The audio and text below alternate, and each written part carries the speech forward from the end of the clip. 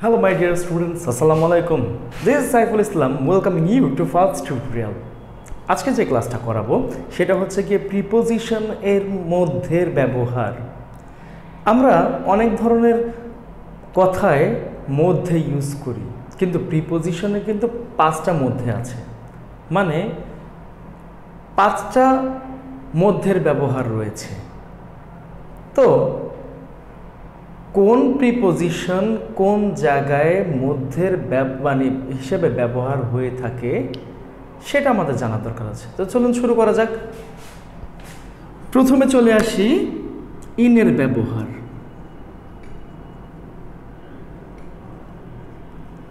একজন ব্যক্তি বা একটি বস্তুর মধ্যে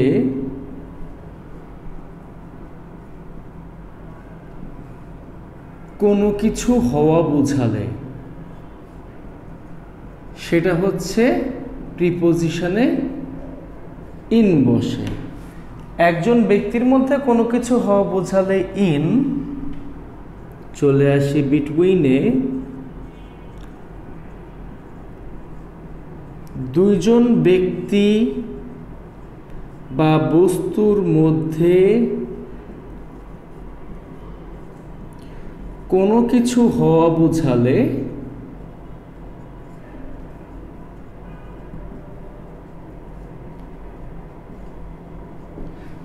বিটুইন। একজন ব্যক্তি বা একটি বস্তুর মধ্যে কোনো কিছু হওয়া বোঝালে ইন, দুইজন ব্যক্তি বা দুটি বস্তুর মধ্যে কোনো কিছু হওয়া বোঝালে কিন্তু সেটা হয়ে যাবে বিটুইন। এখন তাহলে দুইজনের বেশি কোন ক্ষেত্রে বসাবো?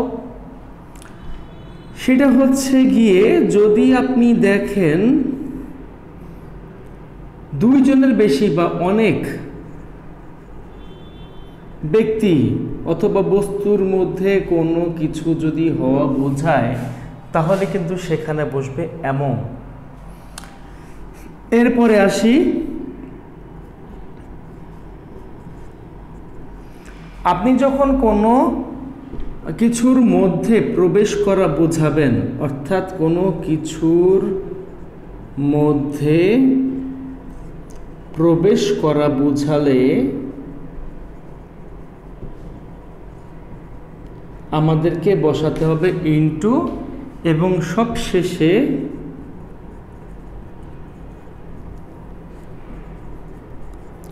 কোনো নির্দিষ্ট অথবা অনির্দিষ্ট সময়ের মধ্যে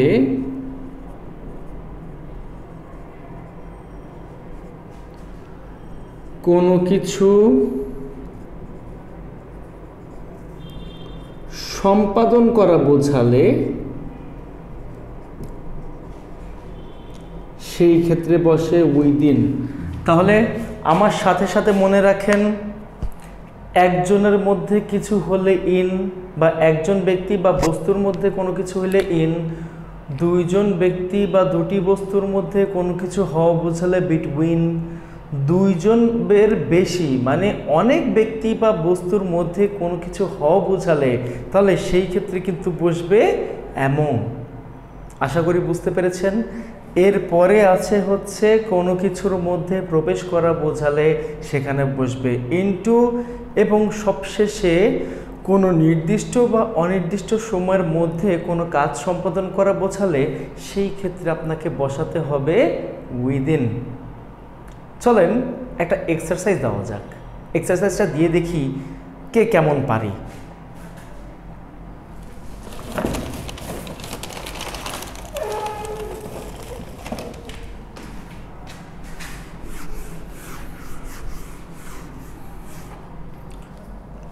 সর্বপ্রথমে লিখলাম ইয়েস্টারডে, গতকাল, আমি ছিলাম ড্যাশ মাই রুম।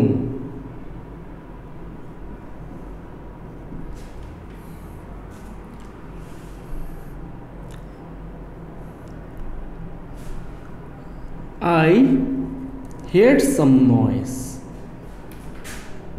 আমি কিছু শব্দ শুনতে পেলাম। When I entered, যখন আমি প্রবেশ করলাম dash another room,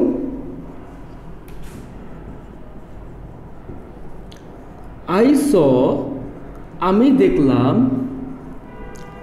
there was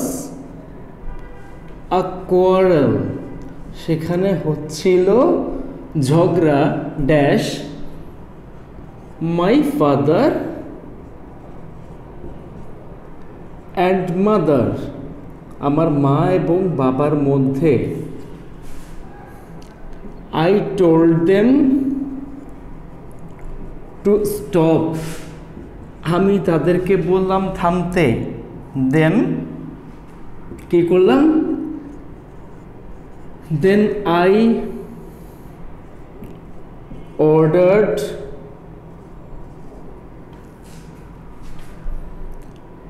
a pizza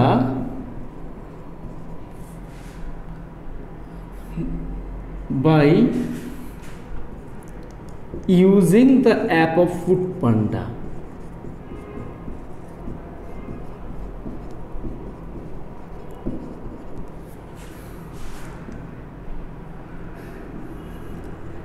They will,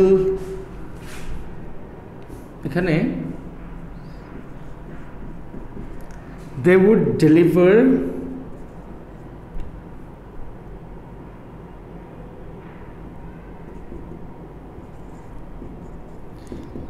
it dash 30 minutes.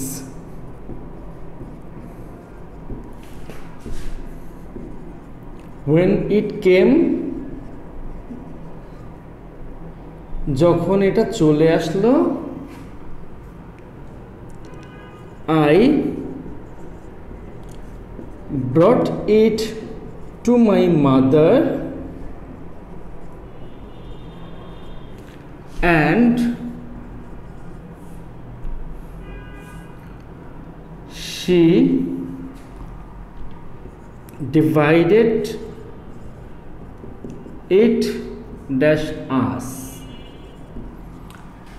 তো প্যাসেজ কমপ্লিট। তাহলে এইটা এখন কি করব স্যার, একটু দেখে নেন।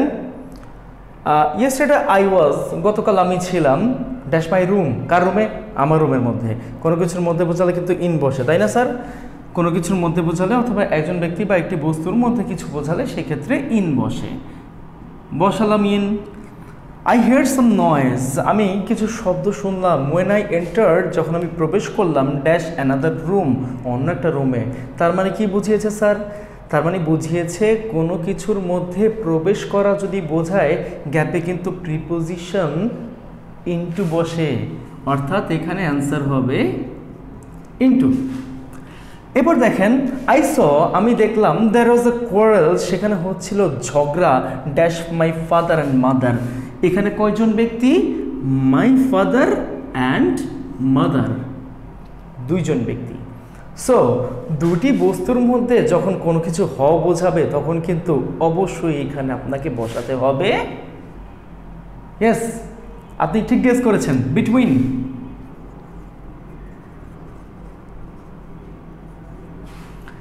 এরপরে দেখেন দেন তারপর কি? I told them to stop, আমি তাদেরকে বললাম থামতে।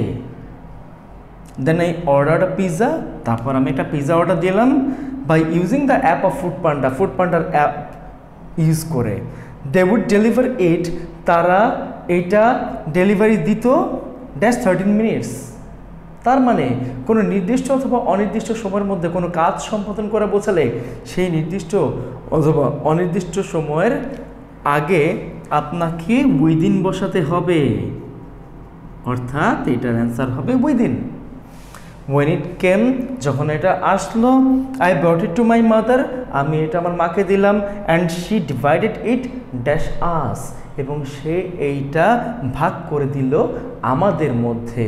তার মানে কি এখানে আমরা কিন্তু একজন ছিলাম না, মা ছিল, বাবা ছিল, আমি ছিলাম, অর্থাৎ এখানে কিন্তু টোটাল তিনজন, তার মানে দুইয়ের অধিক ব্যক্তি বা বস্তুর মধ্যে কোনো কিছু হওয়া বোঝালে তখন কিন্তু আপনাকে বসাতে হবে এমন। সো আশা করি সবাই বুঝতে পেরেছি। যদি ক্লাসটা ভালো লেগে থাকে অবশ্যই like, comment and also subscribe করবেন। ভেবেছেন কি ক্লাসে এখন শেষ হয়ে যাবে? এখন কিন্তু শেষ হবে না, আরেকটু পার্ট বাকি আছে। একটু সহজ করে বোঝানোর জন্য এই পার্টটা করাবো। দেখেন আরেকটা পার্ট কি,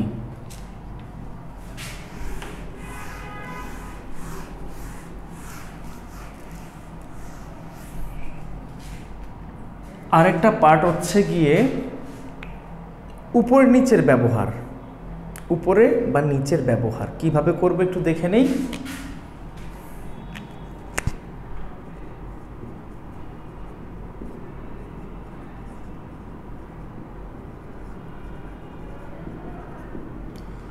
ধরেন এইটা একটা সারফেস,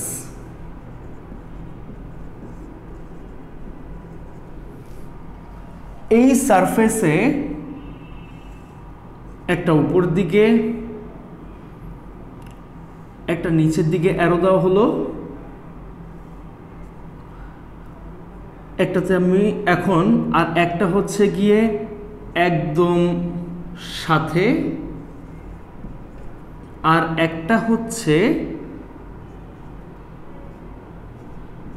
এই পাশে।